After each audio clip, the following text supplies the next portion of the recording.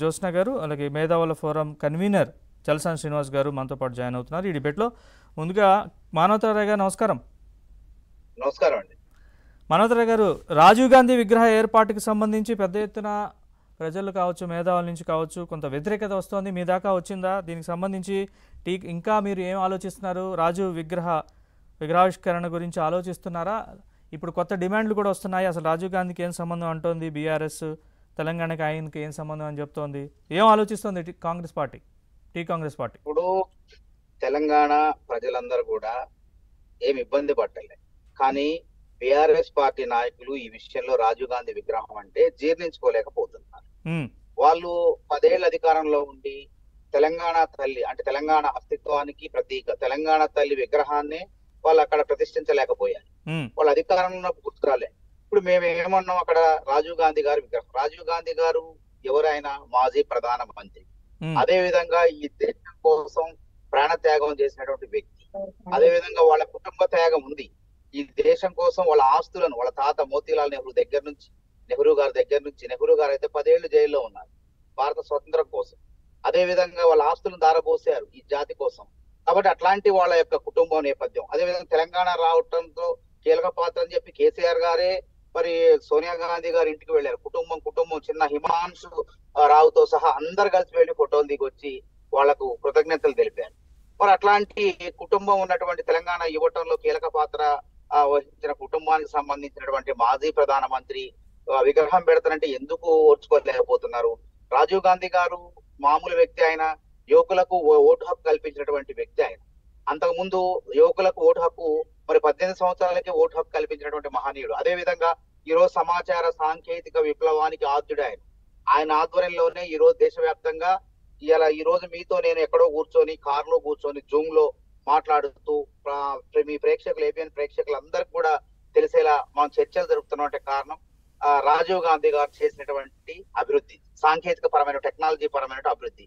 అట్లాంటి మహనీయుడి యొక్క విగ్రహం అసెంబ్లీ ముందు, మన సెక్రటరియట్ అంటే పరిపాలనా భవనం ముందు పెడతానంటే మరి వీళ్ళకి ఎందుకు నొప్పి ఎదుస్తుందో అర్థం కానటువంటి సమస్య. ఓకే, ఇష్టం లేకపోతే ఒక మాట చెప్పొచ్చు, కానీ మేము అధికారంలోకి వచ్చిన తర్వాత తీసి పారేస్తాం అనే విధంగా ఒక అవమానకరంగా కాంగ్రెస్ కార్యకర్తలే కాదు, రాజీవ్ గాంధీల అభిమానులు ఉన్నారు ఈ దేశంలో. వాళ్ళందరి మనోభావాలు దెబ్బతినే విధంగా కేటీఆర్ గారు మాట్లాడటం వల్ల రేవంత్ రెడ్డి గారు అదే విధంగా బదులు ఇవ్వటం జరిగింది. కాబట్టి ఎందుకు రాజకీయం చేయాలా? తెలంగాణ తల్లి ఇప్పుడు గుర్తొచ్చిందా? అంటే తెలంగాణ రాష్ట్ర గేయం గుర్తురాలే? జై జై హే తెలంగాణ గేయం ఎందుకు మీరు 10 ఏళ్లలో దాన్ని అమలు చేయలేకపోయారు రాష్ట్ర గీతంగా? చెప్పండి. అదే విధంగా ఉద్యమకారులు గుర్తురాలేదు. ఆ రోజు ఏ ఉద్యమకారులకు కూడా కనీసం మీరు గుర్తింపు పత్రాలు ఇవ్వలేదు. కాంగ్రెస్ పార్టీ మేనిఫెస్టోలో స్పష్టంగా క్రమక్రమంగా అన్ని కూడా చేసుకుంటూ మేము వస్తాం. అదే విధంగా ఉద్యమకారులు ఎవరైతే జైలు జీవితం గడిపారో అట్లాంటి వాళ్లకు మరి 250 గజాల స్థలాలు ఇస్తామని కూడా చెప్పి వాళ్ళకి చెప్పడం జరిగింది. ఈ విధంగా ఉద్యమ అస్తిత్వాన్ని కాపాడే విధంగా ఆ రోజు ఉద్యమ కాలంలో మేము ఉస్మానియా యూనివర్సిటీలో ఏ విధంగా మా బండ్లకు ఏపీ కాదు టీజీ ఉండాలి అని చెప్పి ఆ రోజు ఉద్యమ ఆకాంక్ష మేము పెట్టుకొని పోలీసులు కేసులు పాలైన సంఘటనలు కూడా ఉన్నాయి. తర్వాత ఏమైంది? టీఎస్ అని పెట్టి టీఆర్ సైలెంట్ అయితే టీఆర్ఎస్ అంటే వాళ్ళ పార్టీ ప్రతిబింబించే విధంగా మరి టీఎస్ అని పెట్టడం జరిగింది. తర్వాత రేవంత్ రెడ్డి గారు పిసిసి అధ్యక్షుడిగా ఉన్నప్పుడు అప్పుడే మేము అధికారంలోకి వస్తే కాంగ్రెస్ పార్టీ తప్పక టీఎస్ టీజీ చేస్తా అని చెప్పడం జరిగింది. అదే విధంగా తెలంగాణ తల్లి చిత్రం విగ్రహంలో కూడా రాచరిక పోకళ్ళు ఉన్నాయి. నా తెలంగాణ తల్లి మట్టి వాసనలు సాదా సీదా ఒక చాక లైలమ్మ లాగా ఉంటుందని చెప్పి ఆ రోజు రేవంత్ రెడ్డి గారు కూడా మాట్లాడటం జరిగింది. సరే, ఏది ఏమైనప్పటికీ ఏ విగ్రహం అయినా కాదండి, మహనీయులు. ఇప్పుడు ఎన్టీ రామారావు గారు విగ్రహం మహనీయుడండి. సినిమా చరిత్రలే కాదు, పేద ప్రజలకు 2 రూపాయల కిలో బియ్యం ఇచ్చినటువంటి మహనీయుడు ఆయన. ఒక ఆదర్శంగా నిలిచినటువంటి పురుషుడు. ఆ పార్టీలు ఏవైనా కావచ్చు, కాంగ్రెస్ పార్టీలు కాదు, వ్యక్తులు వాళ్ళు చేసినటువంటి సేవల్ని మనం గుర్తించుకోవాలి. మేమేమంటున్నాం ఇప్పుడు? సరే, మేము ఆ విధంగా మాట్లాడితే మళ్ళీ కేసీఆర్ గారు ఫామ్ హౌస్ లో పడుకున్న కేసీఆర్ గారు వచ్చేసి కాంగ్రెస్ వాళ్ళు మళ్ళా ఆంధ్ర నాయకులను తీసుకొచ్చి తెలంగాణ గడ్డ మీద ప్రతిష్ఠిస్తున్నారని చెప్పి రాజకీయం చేసే అవకాశం ఉంటుంది. కానీ మాకు అవసరం లేదు. మాకు ఏంటంటే జాతీయ పార్టీ మాది. మాకు ఇప్పుడు భారతదేశం ఎల్లలు మాకు ఎక్కడ ఏ దేశంలో ఏ మహనీయుడైనా సరే ప్రజలందరూ కోరుకుంటే తప్పకుండా అట్లాంటి వాళ్ళని గౌరవించేటువంటి సంస్కారం కాంగ్రెస్ పార్టీకి ఉన్నది. తప్పకుండా మరి ఎవరైనా సరే సూచనలు చేయొచ్చు, సంప్రదించవచ్చు. అది ప్రభుత్వ నిర్ణయం. ఎవరు విగ్రహం పెట్టాలా ఏందనేది. ఇప్పుడు ప్రభుత్వం విచక్షణాధికారం ఉంది ప్రభుత్వానికి.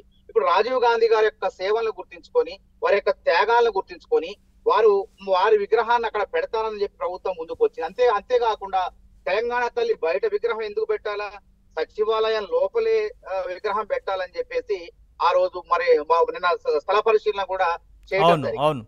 కాబట్టి వాళ్ళు చేయలేని పని మేము చేస్తాం. అన్ని అంశాల్లో కూడా రైతు రుణమాఫీని ఏకకాలంలో చేస్తాం. సరే కొద్దిగా ఆగిపోవచ్చు, కానీ మరి కొద్ది రోజుల్లో 10 లక్షల మంది రైతులకు రుణమాఫీ మొత్తం చేసి సంపూర్ణంగా కొద్ది కాలంలోనే అన్ని అంశాలు కూడా చేయబోతున్నాం. ఇది తట్టుకోలేక కాంగ్రెస్ ప్రభుత్వం మీద ఏలెత్తి చూపలేక నిరుద్యోగ సమస్య మీద ఏలెత్తి చూపాలనుకున్నారు. జాబ్ క్యాలెండర్ వాళ్ళు చేయలేనిది, 10 ఏళ్ల కాలంలో వాళ్ళు చేయలేనిది జాబ్ క్యాలెండర్ ను మేము వేసి నిరుద్యోగులందరికీ కూడా ఒక భరోసా కల్పించి ఈ విధంగా ఏ అంశాలు ఏలు పెడితే అక్కడ పరిష్కరిస్తున్నాం మేము. కాబట్టి ఏం చేయాలో అర్థం కాక ఈ విగ్రహాల మీద ఒక రాజకీయాలను మరలించడం జరిగింది.